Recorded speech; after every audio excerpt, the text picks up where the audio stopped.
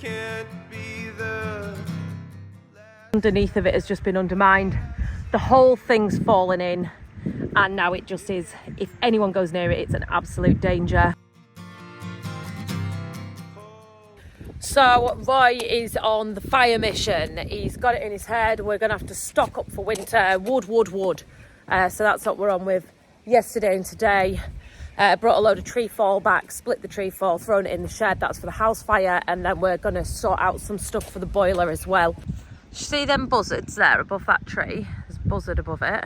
That's the reason why we had no curlews this year. Aren't they wonderful, those buzzards? Just wonderful things, really great for us. I used to think they were cool. Seriously, I used to love them. They used to be down here, pretty much where Roy's chopping a tree down. And then they migrated up. No curlews, none. Even Linda across the road, like they really have seen off any kind of ground nesting birds for us. It's painful to stand by and watch, it really is. So this is an ash tree that's been dying for years. It's got ash dieback. It's rotten in the middle. Can you see all the like cancerous lumps all over the side of it? Tree canker.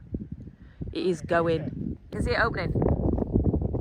That is going. Tree won't fall down. I had a really good TikTok plan where I was going to do this and I was going to flick it and the tree was going to fall down.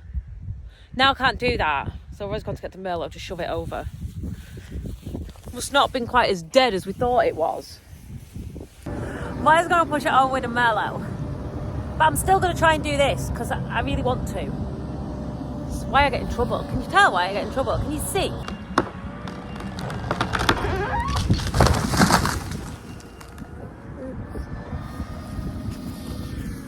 I joke. Merlo power! Woohoo! You squashed the fence. Roy said his bar is an 18-inch bar on his chainsaw. It just did not have quite enough reach. It literally got to here, you can see, all the way around and then just didn't do the middle. So I just nudged it with the Merlo. Oh, it's your big tree. This can't be the last time that I see you. It can't be true. Hold back honest words. So this here is an area of nature. It is left to just birds and bees really, and a couple of deer. Got a gate on, we don't do anything with it. It's double fenced. There's a balloon in the middle of it over there which I must go and get. We have just come down the river to do some picking of ragwort. Now, Staymar used to be absolutely blighted by the stuff.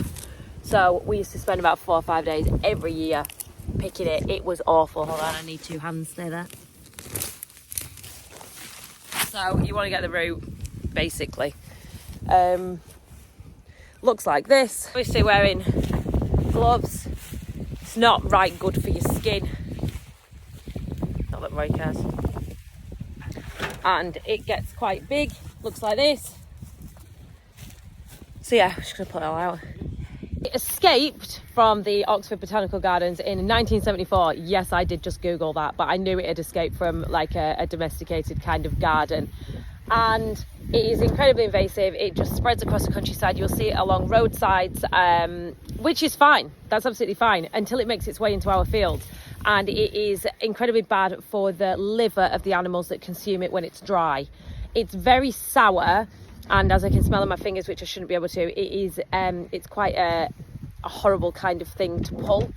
So they don't eat it when it's fresh, but when it's dried, if they do consume it, it can be really dangerous, especially for horses. And it's not good if it gets into the silage of your cows. So we have to go around and we have to pull it. Now, I have seen certain things, like it was allowed to run riot in the graveyard in the local town. And the excuse was that it was for the birds and the bees. Whilst I appreciate that it's for the birds and the bees, it also kills animals. So for that reason, please don't touch it. We'd like to pull it all out. The reason why we get so much of this stuff here, and especially in a certain area, is because we are on the banks of the River Eden and it floods an awful lot, and the water just washes all the ragwort into the field. So no matter how clean we try and keep the field, it is practically impossible, and it does come back every year, so it needs tending to. As you can see, it is particularly prevalent on the riverbank, and it will be all the way down this river. You can see, like, you know, bushy yellow patches down there. So warm. I'm trying to get down the riverbank to get some extra ragwort, and I can't get down. Oh, it's really steep. In the past, flood defences were very different to what they are now, and they used to put, this was on like a curve of the river that it was going into, so they put these gaming baskets in, and these were all the way along. This is the better surviving of the 4 or 5 that we've got on our riverbank. And you can see, say happens is the water just ends up washing underneath, undermining them, and they end up falling in. Now this is the better one. I will go over there if I can and show you the not better one. That is a giant willow tree that's washed down the river. If you give me a second. You having fun? Go lad. Go lad. Hello, I bet ya. Can't normally you can, there's a path down here that you can walk on, but you can't today. That's what's happened to the majority of them. So the underneath of it has just been undermined, the whole thing's fallen in, and now it just is, if anyone goes near it, it's an absolute danger. It's just ridiculous. It's not good, like, it's not good. That willow tree washed down a few years ago, and it's taken on a life of its own. It's still living very much. Very much torn on the River Eden as a river in general. It is very disruptive, very destructive, but also it is lovely. Yeah, it depends what time of year you ask me. In winter, I hate it with passion, and in summer, I can think of nothing better than coming and sitting and just listening to the water. So yeah, I'm very torn on how I feel about the river and being on the border of a river. I feel better about it now we don't live on it, because we used to live directly opposite. But it is stunning, and yeah, not coming in your living room. That's probably the key point. What we do with the ragwort, that's a different thing altogether. We take it home, we dry it, and we burn it, because if we were to leave it anywhere, the seeds would just end up flying around, and we'd end up with another infestation in another area of the farm. So yeah, we dry it, we burn it. It's grand. We're used to doing this. Upstate Moor, we used to pick the whole thing. We'd spend about 4 or 5 days up there. I remember the due date when I was very, very fat and round with Anna, spending the whole day picking ragwort up there. That was well, yeah, it was painful and it was awful and I hated it. But it's just part of farm life. It's one of the things you've got to do.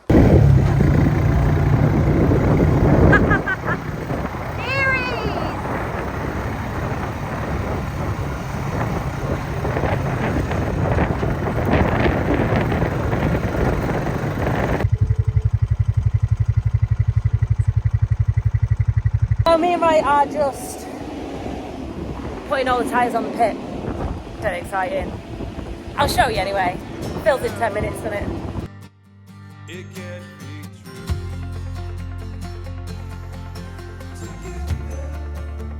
This is so comfortable. I'm just gonna lie here all day.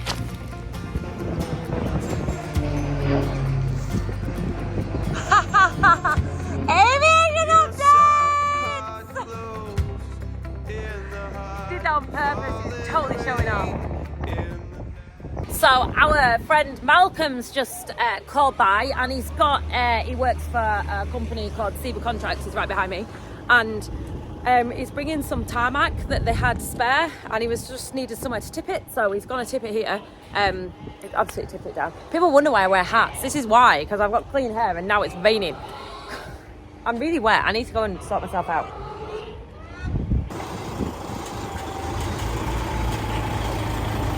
Courtesy of Finn Barmer. Thank you very much, Finn. Really is raining.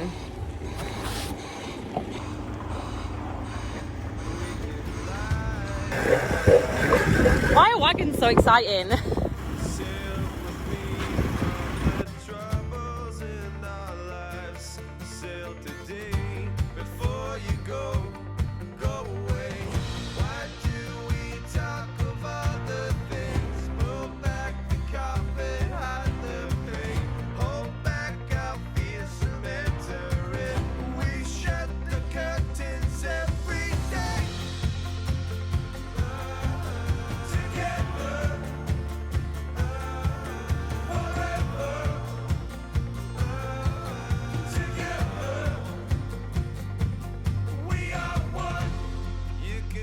call me a dreamer trapped in your world forever.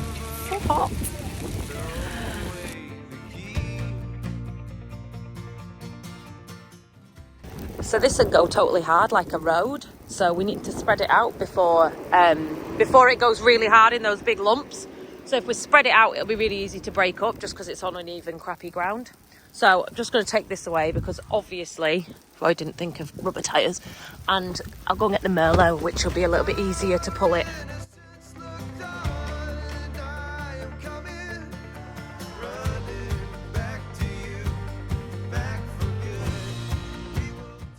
We're just having a chilled out Saturday, just clearing up some tree fall from down the lane.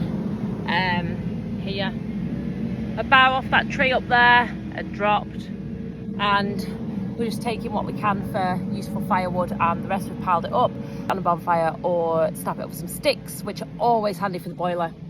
We're on wood, like biomass, but ours isn't like Ollie's that takes chip. Ours is like logs. So imagine a wood burner, but bigger. That's basically how we heat our house.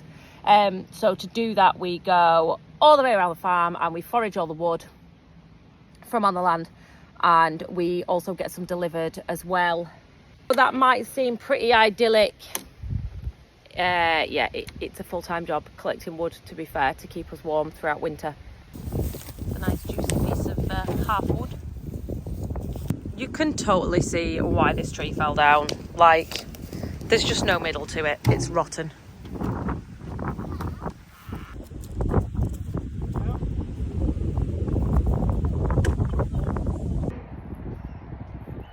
I have my suspicions. Do you have your suspicions? It is not a rabbit. It's a rat. To be fair, it's a big hole for a rat. Well, there's only one thing to do. I think it's the Roland that's stealing Big Roy's peas.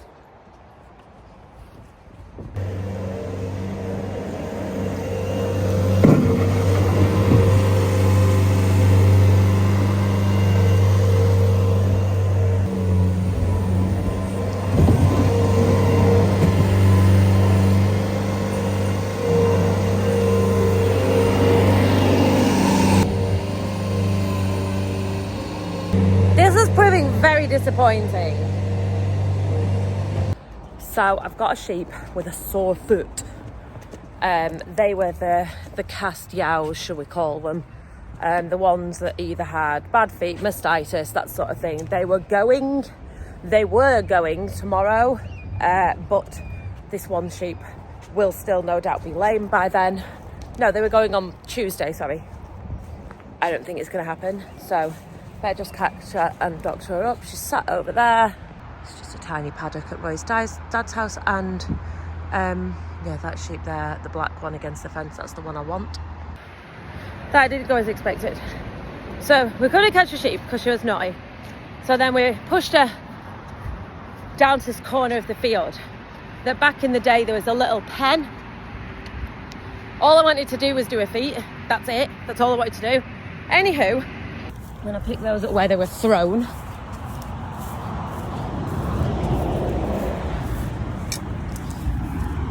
The sheep decided that they were just going to walk right through this hedge. And they went on a little jaunt right down the main road on the grass verge. So now we've ran around them, brought them back, and we're shoving them inside because obviously we've never pushed them into that corner before, and it isn't secure. So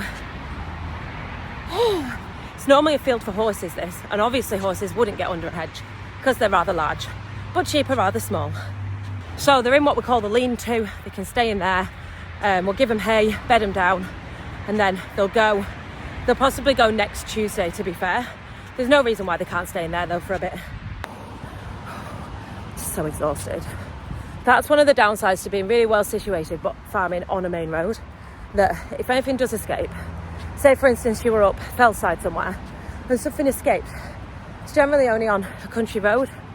If you're on a main road, it's definitely not where you want sheep to be escaping to.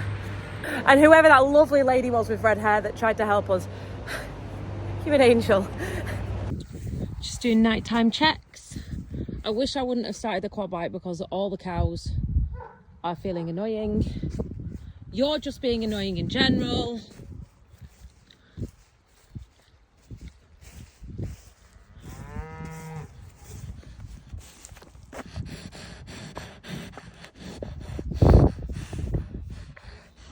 So thank you very much for watching. I know that was a totally crazy 2 days that I had. I hope you enjoyed it. Shall we do a what you're having for tea? Just because I can. I haven't done this for a long time. Topside beef, from burgers to cow. It's really funny.